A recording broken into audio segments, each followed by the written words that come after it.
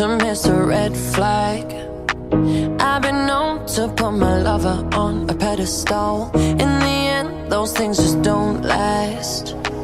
And it's time I take my rose-colored glasses off.